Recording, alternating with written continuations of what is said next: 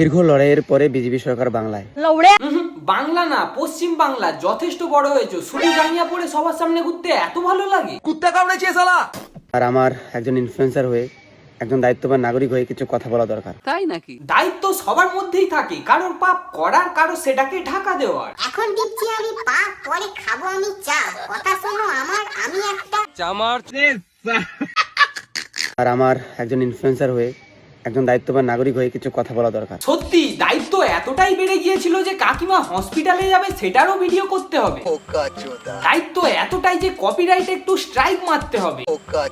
দায়িত্ব এতটাই হুমকি দিতে হবে। লালবাবু অফিসার অনেক বড় বড় লেভেলের আছে, ওদের সাথে একসাথে ওঠা বসা। বলি এত চাপ নিও না, প্যাম্পার্স পড়ানোর বয়সে না নিজেকে পড়তে হয়। জয় মা, জয় মা, জয় মা, জয় মা। একটা জিনিস কি জানো তো, ঠাকুরের নাম শুনলে ভূত প্রেতেরা দূরেই থাকে। কি আর করবে? কোনো রাজনীতির কথা বলবে না, কারণ এটা আমার ব্যবসা। অন্য কেউ বলবে না, কিন্তু উনি বলতে পারে। আমি আবারও জোর গলায় বলছি, আমি তৃণমূল করি, মামাটি সরকার। বিজনেস ছাড়া জোশে এসে ফোঁস করলে কি হয় সেটা তো নিজেকে রিয়েলাইজ করতে হবে। অন্য কেউ তো শুধু তার জায়গাটা দেখাবে।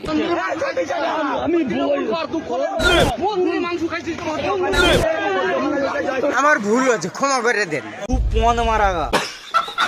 যারা জয় শ্রীরাম করছো তারা বলছি এটা পার্টির মধ্যে এনো না। সত্যি পার্টির মধ্যে এনে কি লাভ, যেখানে ও নিজেই বোকা সোডা। ঠিক বলেছিস। কারণ একটা মানুষ নিজের ইচ্ছা মতো যে কোনো পার্টি পছন্দ করতে পারে, কিন্তু অ্যাজ এ হিন্দু জয় শ্রীরাম বলতে কোথায় কষ্ট? नारियल के शक्ल का भड़वा साला।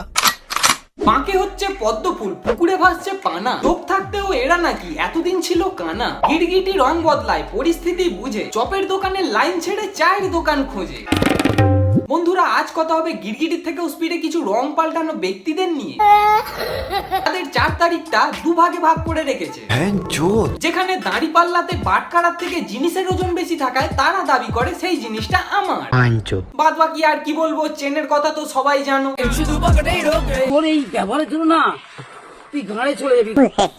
তাহলে চলো আজকের ভিডিও শুরু করা যাক।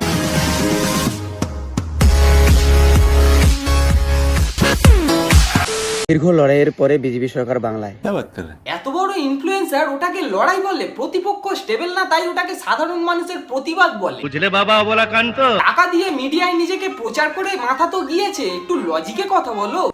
আমার একজন ইনফ্লুয়েন্সার হয়ে, একজন দায়িত্ববান নাগরিক হয়ে কিছু কথা বলা দরকার।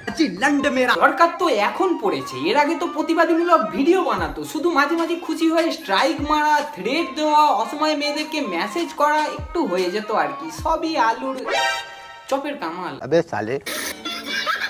কথা আছে, আমি বললাম যে এত এখন আমি কোথাও ধরতে বলছে নেশা হয়েছে এখন বলতে পারবো, মানে এমন এমন কি কথা যে নেশাতে বলতে হবে। নামের শুরুতে বং, করতে ছাড়ে না ঢং, কাজের সূত্রে নাম্বার এক্সচেঞ্জ তো তাই গে শোনাবে সং। ये मशहूर होना भी कितना बड़ा पाप है ना। অ্যাকচুয়ালি বাড়ির মাইকের নয়েজ ক্যান্সেলেশনটা ঠিক পছন্দ না। আমি পারবো না, তখন বলছে বাইরে এসে ফোন দাও। ঠিক আছে, বললাম না পসিবল নয়। ঠিক আছে, লিখেছে বাথরুমে এসে 2 মিনিট বলো, মানে বাথরুমে গিয়ে কেন আমি কথা বলতে যাবো? আরে সেই প্রতিবাদী গান বার করবে, পরে মিডিয়াতে এসে বলতে হবে তো আমি করেছি। ও अलग ही लेवल का बंदा था।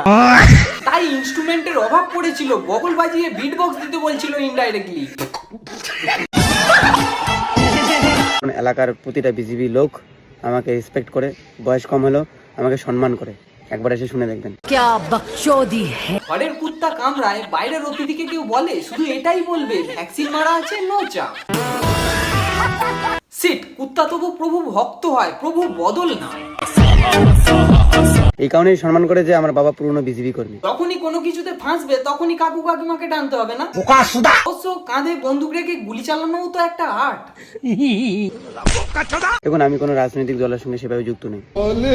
রাজনৈতিক দলে যুক্ত না বলেই তো 69 উপস ওঠা বসা, তারপর পালবাবু এসবের সোর্স নিয়ে একটু থ্রেট দিত আর কি। আমার সঙ্গে কতটা ঘনিষ্ঠ সম্পর্ক সেটা তুমি আমাকে রেগুলার হয়তো দেখো না বলে জানো না। লালবাবু অফিসার অনেক বড় বড় লেভেলের আছে, ওদের সাথে একসাথে ওঠা বসা।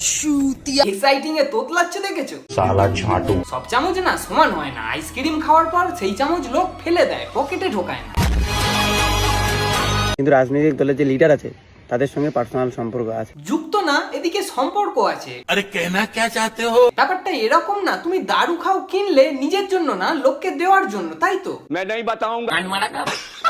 টিএমসি যারা শাসক দলের ছিল তাদের সাথে একটা সম্পর্ক তোমরা দেখেছো। ফোনের দোকান, রেস্টুরেন্ট সবই আছে, শুধু একটা মাসাজ পার্লার খুলে নিও। যা সম্পর্ক ঠিক জায়গায় কাজে লাগালে ভালো হতো আর কি। তাই বলে আমাকে ভেবেছিল আমি নাকি টিএমসিতে এবার দাঁড়াবো, টিএমসির হয়ে প্রচার করবো। আমি কোনোদিন করিনি। সম্মান করি, মর্যাদাটা রাখো, মিথ্যা বললে এমন বলো যাতে না কেউ ধরতে পারে, তুমি গাল খেলে খারাপ লাগে। ডাইরেক্ট পাবলিককে জিজ্ঞেস করবো এবার বিধানসভায় কাকে ভোট দেবেন? দিদিকে ভোট দেবেন। ভোট কাকে দেবেন? এবার ভোট কাকে দেবেন? সবাই দিদি সামনে কেউ নেই। আপনি এবার বিধানসভায় কাকে ভোট দেবেন? মমতাকে। কাকে ভোট দেবেন? ভোট কাকে দেবা? দাদা ভোট দেবে এবার কাকে দেবে? মমতাকে। আরে সবাই মমতারই গিলে চোদু। আমি একটা ডায়লগ দেখেছি, বলবো? বলো বাবা। ভাগ্যে না থাকলে ঘি বিচিয়া জিরিয়ে লাভ কি? অবশ্য এটা তো পেয়েছে। অনেকে আমাকে চটি চাটাও বলে, আমি চটি চাটিনি ভাই। চাটবে বা কি করে? চাটার জন্য স্বাদ অনুভব করা থাকা দরকার। তুমি যা গিরগিটি, রঙের সাথে স্বাদও চলে গিয়েছে। অবশ্য হবে নাই বা কেন, দুধে চায় রং পাল্টিয়ে যায়। তুমি তো সাধারণ পলিটিক্যাল মানুষ। যদি চাটতাম তাহলে ক্ষমতার পাওয়ার দেখাতাম, কোনোদিন দেখাইনি, দেখাবো না। তুমি দেখাওনি তো তুমি করেছো, একই ক্লিপার কতবার দেবো?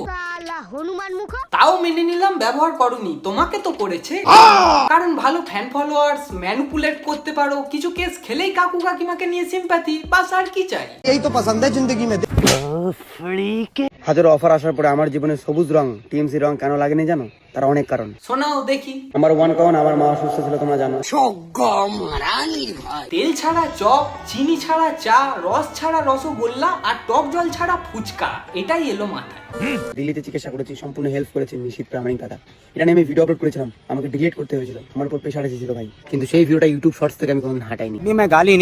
যে কোনো মানুষ তার বাড়ির লোকে চিকিৎসা করলে কোনোদিন ব্লগ বানিয়ে আপলোড দেয় না। তুমি হালকা পাগলা দোচা মাল আছো তো, তাই করো। नंबर 1 का कभी ना। আর সব থেকে বড় কথা, ইউটিউবটা তো গুগল ড্রাইভের মতো, পাবলিক দেখতে পাবে না। সময় প্রতিবাদ করেছিলাম অন্যায়ের বিরুদ্ধে, আমার সেগুলো পোস্ট ডিলিট করতে হয়েছিল। কোনো জিনিস করে বলাকে করা বলে না, ওটা নিজের স্বার্থে করা বলে।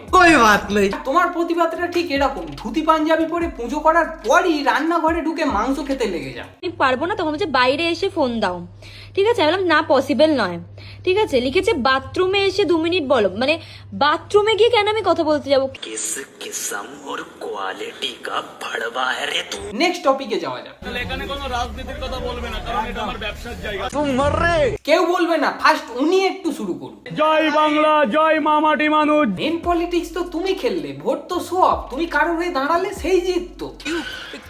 কেন বেকার আসল গিরিটির নাম বদনাম করে লাভ আছে? জয় শ্রীরাম। কি হলো রাজুদা, তান্ত্রিক কি ঝাঁটা জুতোর ম্যাজিক দেখালো নাকি? ভূত পালালো?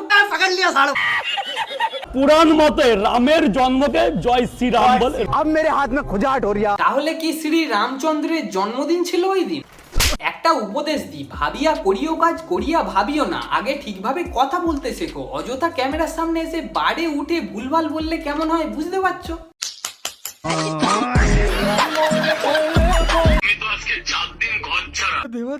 কেন রাজুদা, টুনটুন মাসি কি লাড্ডু দিতে রেখেছিল নাকি? খেয়ে হাগা হচ্ছে। আমি নাকি বলেছি যে আমি বাড়ি ছাড়া এবং কিছু যে কোনো দল থেকে আমাকে কিছু করা হচ্ছে, কিন্তু সম্পূর্ণ মিথ্যা। এটাও মিথ্যে। এর জামানা বলে কথা, ভাগ্যিস মাংস খাওয়াটা মিথ্যে বলেনি। মন্দিরের সামনে বসে চুষছো তুমি হাড়, কেন বুঝতে পারছো তো? মারা যায় তোমার বাচ্চা। খেলা তো এক্সপায়ার হয়ে গিয়েছে, বাদ বাকি তোমাকে নিয়ে কি খেলা হলো যে গিরগিটিরা তোমাকে দেখে ভয় পাচ্ছে? বন্ধুরা, আজকের এই ভিডিওটা এই পর্যন্তই। তো ভিডিওটা কেমন হয়েছে আর কোন জায়গায় ভালো লাগলো অবশ্যই কমেন্ট করে জানিও, সাথে লাইক করে নিজের বন্ধুদের মধ্যে শেয়ার করে দিও। আর যদি চ্যানেলে নতুন হয়ে থাকো তাহলে কি করছো, একটু সাবস্ক্রাইবটা করে দাও প্লিজ। ভিডিও দেখে চলে গেলে হবে, আর পাশে থাকা বেল আইকনটাকে টাং করে বাজিয়ে দাও, যাতে আমার চ্যানেল দিয়ে এরকম মজার মজার ভিডিও ছাড়লে তোমাদের কাছে নোটিফিকেশন আগেই চলে যায়। আর ভিডিওটা শেষ করার আগে বলি, ডাইরেক্ট কোনো পার্টিকে ইঙ্গিত করে ভিডিওটা না, বাদ বাকি তোমরা যথেষ্ট বোঝো। 34 হোক 15 হোক বা 5, কাজের কাজ না হলে তোমারও চ্যাপ্টার হয়ে যাবে ভাঁজ।